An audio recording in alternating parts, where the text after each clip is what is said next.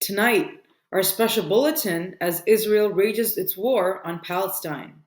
Assalamu alaikum and good evening. This is Muslim News Canada on Muslim Network TV. I'm Aisha Ashraf.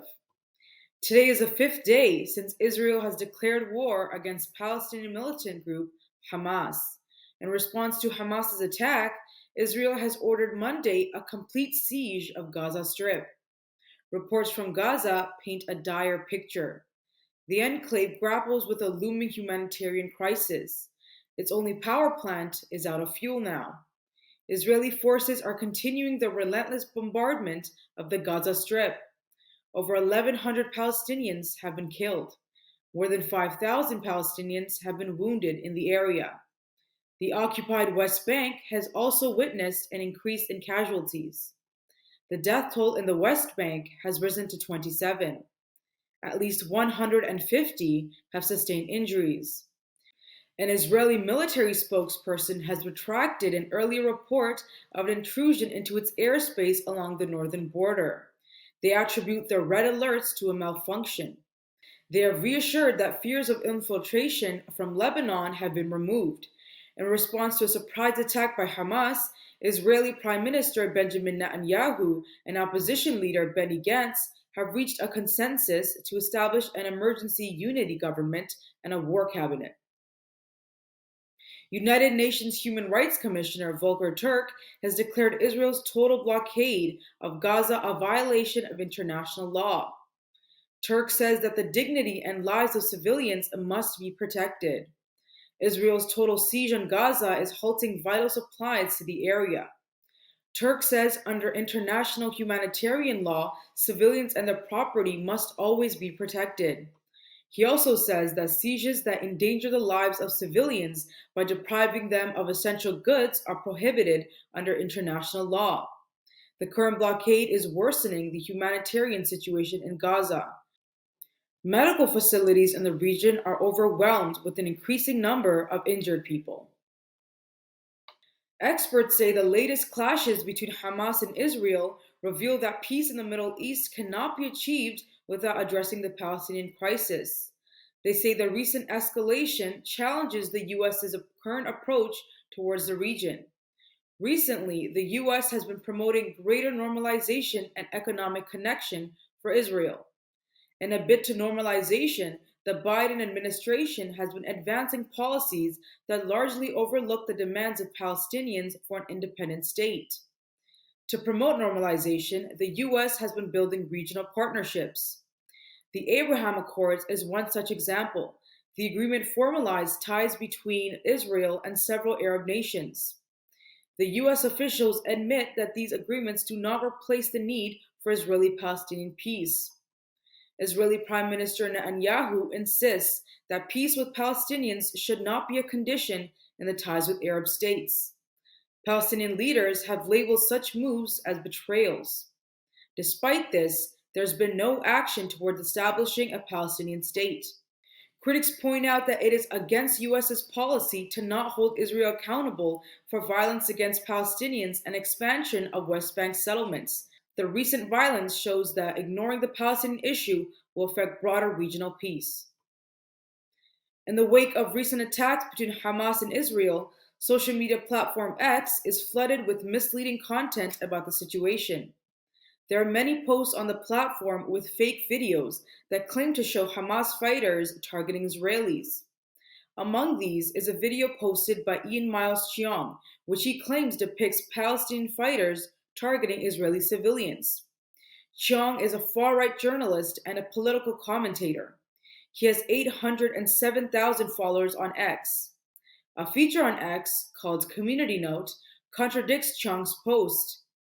The community note points out that the video actually shows Israeli law enforcement personnel.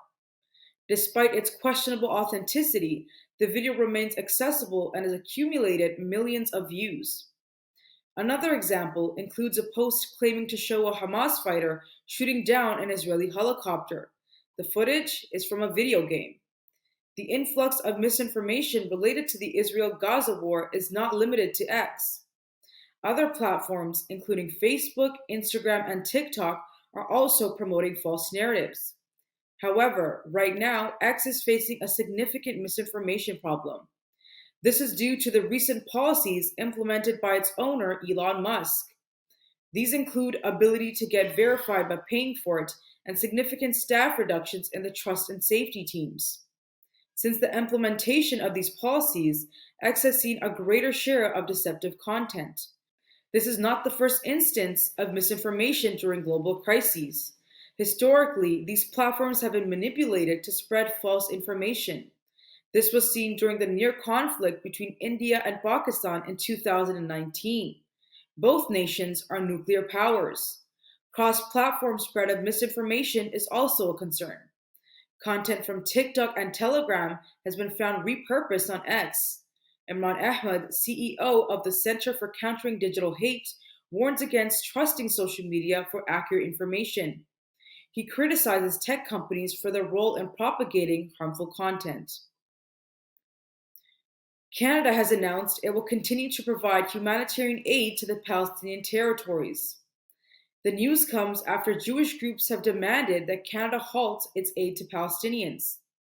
David Cooper, vice president at the Center for Israel and Jewish Affairs, has expressed concerns about possible links between terror groups and Canadian-funded NGOs. B'nai B'rith Canada, another Jewish organization, has called for an end to funding for the United Nations Relief and Works Agency.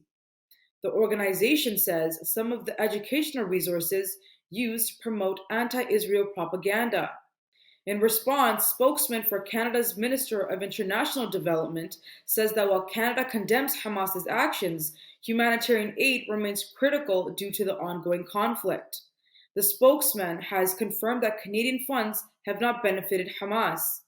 He says the Canadian government has been conducting rigorous diligence to prevent the diversion of funds to terrorist groups. Ottawa provides more than $50 million annually to various Palestinian aid programs in the West Bank and Gaza Strip. The sum includes $25 million aid for the United Nations Relief and Works Agency, which provides healthcare, education, and food aid. Canada also funds initiatives to support women-led businesses and combat domestic violence. In addition to the funding, the Canadian forces are working with other Western countries to improve the capabilities of Palestinian security forces in the West Bank. The in-laws of Scotland's First Minister are currently stranded in Gaza amid Israeli attacks. Scottish ruling party leader Humza Yousaf is describing the situation as, quote, pretty horrendous. He says his family is hearing missiles and jets as they remain trapped in uncertain conditions. His in-laws had traveled to Gaza a week ago to visit an ailing family member when the conflict unfolded. The Rafah border, an escape route which connects the Gaza Strip with Egypt, has been bombed and closed. There is no assurance of safety even if it reopens. Yousaf says that the family, which includes a frail 93-year-old woman, has only a day's worth of supplies left. Yousaf's brother-in-law, a doctor in Gaza, says medical supplies are critically low. Medical professionals are now using their clothing as makeshift bandages. Yousaf has appealed to the UK Secretary of State for Foreign Affairs to advocate for an immediate ceasefire in the region. He is calling for protection of innocent civilians, a halt in hostilities, and establishment of a humanitarian corridor to aid those trapped. The UK Foreign Office, in response, has said that Israel has a right to defend itself against Hamas.